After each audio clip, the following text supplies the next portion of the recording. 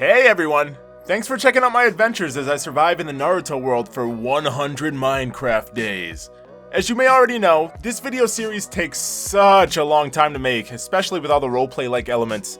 So if you like what you see, please think about subscribing and liking the video. It would be greatly appreciated.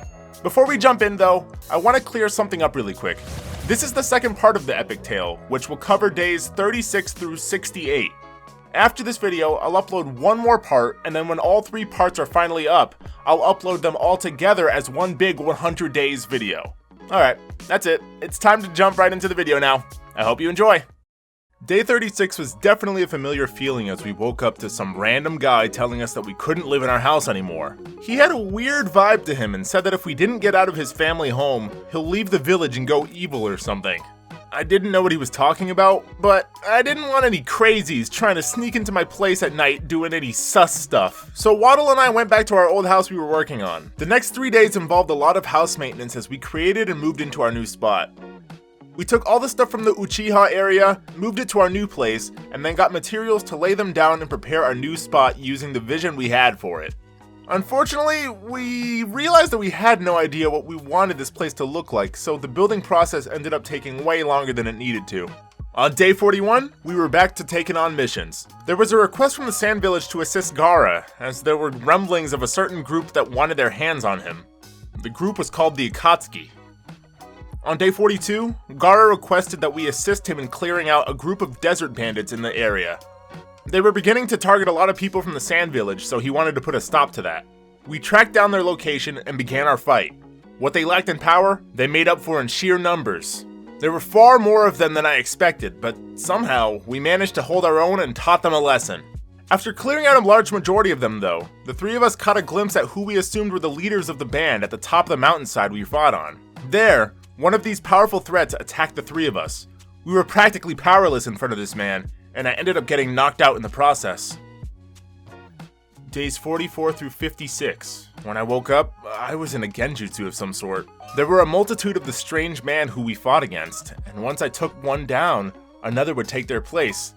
It was a never-ending wave of them that continued for almost 2 weeks straight. Day 57. I finally woke up from my genjutsu coma and was greeted by Waddle and a woman named Tsunade. She said that the pervy sage Jiraiya and a student of his went out in search of her to come and assist me. Lady Tsunade made me aware that on the rooftop, there were two skilled ninja who were going to help Waddle and I get Gaara back. I found out that he was abducted during our mission. The whole time she was explaining everything, Waddle couldn't stop staring at her mommy milker Bazanga Dunkaroos though. On the rooftop, we met a guy named Naruto and his best friend, Sasuke. I realized that he was the sus boy from the other day, so I started calling him Suske. It didn't really stick though. On day 58, we were informed that someone on the inside had gotten some information on the whereabouts of two of the Akatsuki members named SoundCloud and Greg.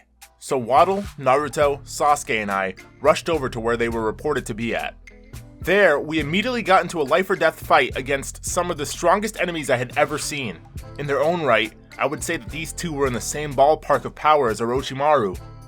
After defeating SoundCloud, we discovered a note on him written by someone named Pain, which contained detailed instructions on how to get to the Akatsuki hideout where we assumed Gaara would be located.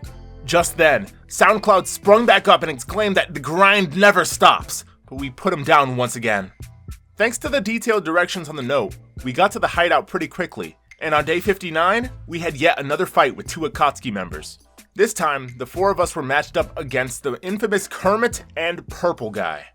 These two actually had quite a lot of bite to them in terms of power, but luckily, we had already anticipated what maneuvers we would pull off if we were to get into a skirmish with any of the Akatsuki.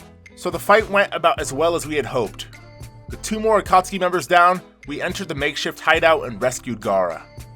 By nightfall on day 60, Gaara was feeling better and we had gotten him back home. However, we were intercepted by even more members of this stubborn organization. This time though, we ended up with a plot twist that almost brought us to tears. The Ichiraku ramen guy was a member of the Akatsuki. We reflected on him wearing the cloak in the earlier days when we did the chicken mission for him, but we had assumed that at the time bro was just in some really drippy cosplay or something. Feeling utterly betrayed, we fought with all we had. The ramen guy and his partner, Susibaka, wanted Gaara back for whatever plans they had, and said that they'd take Naruto as well. We weren't gonna let that happen though. And while we were able to eliminate Sussy, Ramen Guy got away. By day 61, Waddle and I concluded that we had truly enraged the beast. Instead of going for their former targets, this group was coming directly to us. They infiltrated the village and targeted our house while Debabruto was over, so the three of us worked together to take down Hedon and Herobrine, the H-Bros. Day 62. The fight with the double H's actually went on into the following morning, where we proceeded to clean things up. After returning home and examining the damage done to our new place, we noticed something staring down at us. I used one of my wind manipulation jutsus to get a closer look, and I realized it was yet another member of the Akatsuki named Zetsu. He didn't seem to want the smoke though, cause he left when I got too close. Day 63 rolled around, and Debabruto, Waddle, and I decided that we'd bring the fight to them. So we used the insider info to locate two more members of the Akatsuki, Datara and Panda Man. They were completely blindsided by our arrival, but quickly caught their balance on the whole situation and sprung into high gear. With every fight, I definitely felt like I was gaining valuable combat experience though, and I began to feel almost as though I was rapidly leveling up. Orochimaru had told me about my origin, but it was during this point in time that I really began to notice that I was feeling the beginnings of an awakening in myself. We defeated the two foes with plans to continue our hunt for more. On day 64, we found a familiar face. One of the two Akatsuki members that was present when Gaara was first captured was there alongside a different partner this time. He was with some gigantic man now. This didn't really slow us down though, and the battle raged on just as it would have if it was a normal sized person. We were too laser focused on the mission to waver now. When the fish-like man noticed my executioner's blade, he questioned how I managed to get my hands on it, and after I told him that it was from Zabuza, he requested that I show him what I'm capable of with it. At the end of the day, he ended up being no match for my rapid rate of evolution, and by the end of the fight, I felt exponentially stronger. We decided to report back to the Hokage on day 65, but were greeted by Itachi Uchiha of the Akatsuki. He ended up being the insider who was feeding us information this whole time. Alongside him were some of the Leaf's strongest ninja. This team was being put together because Itachi had gotten word that Pain, the leader of the Akatsuki, would be infiltrating the village for a full-on assault as an act of revenge due to losing most of his members to us. The Akatsuki invasion on the Leaf came like a storm.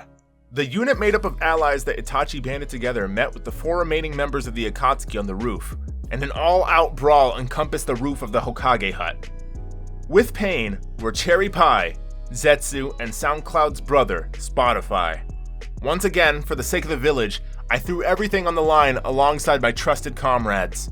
On both sides, we continued to fall one after the other, and eventually, only Waddle and I were around to fight Pain due to everyone either being defeated or retreating to get others out of further harm's way. By this point though, I still felt myself leveling up, but a question popped into my head. How was it that no matter how strong I was getting, Waddle was constantly able to keep up with me? We defeated Pain and ended this grueling conflict. Day 67, it was reported that the Hokage hut was attacked by a mysterious person. Unfortunately, so much damage was done to the interior that no one in the building survived, including the third Hokage. I was mortified at the lifeless body that lay before me. This was the man who accepted me with open arms, the man who made me feel like this village was my sanctuary. He was gone. On day 68, while paying our respects at the third's wake, Waddle and I were distraught at the horrific death of Hiruzen. I couldn't hold it together and I began to break down crying. Meanwhile, Waddle declared that he had finally fully awakened. I questioned what he meant, but during our moment of anguish and sorrow, Waddle disappeared and Debabruto stood in his place. When I questioned where Waddle went, I was attacked and lost consciousness. And with that, the Akatsuki arc comes to a fitting close, and we have opened the doors to the final arc of the 100-day journey. Comment down below what your favorite part was and any suggestions that you might have. I quickly just want to thank everyone who watched the first episode and has carried enough interest to check out this one as well. Hopefully the conclusion will hold your interest enough to want to come back once more.